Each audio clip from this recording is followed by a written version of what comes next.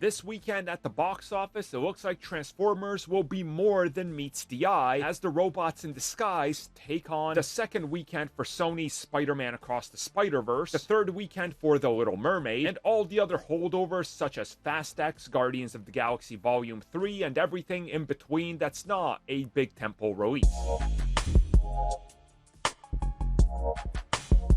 So where exactly is Transformers Rise of the Beasts coming in?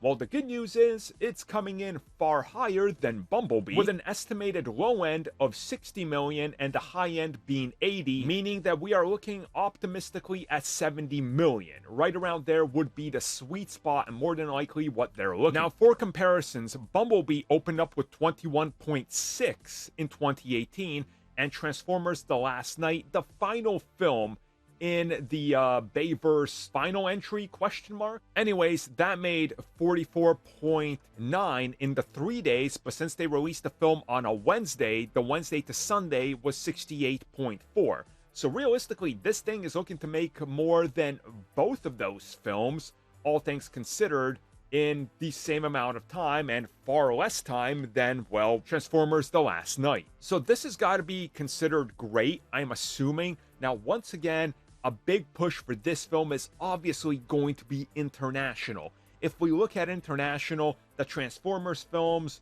all over the place from Europe and especially China always do massive numbers. China loves the robots. Who doesn't love the robots?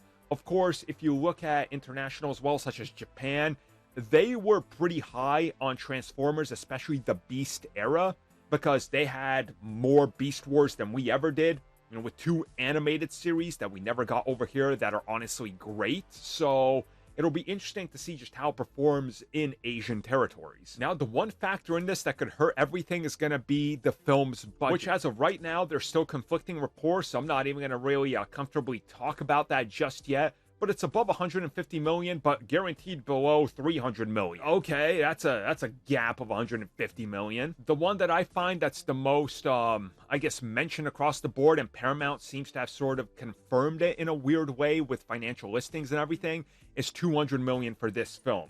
So that's going to be somewhat of a slow start for it, but once again, international will be where we keep our eyes on for this one. All things are a go for the Transformers, so let's see what happens this weekend, and if the power of Pete Davidson can save the franchise.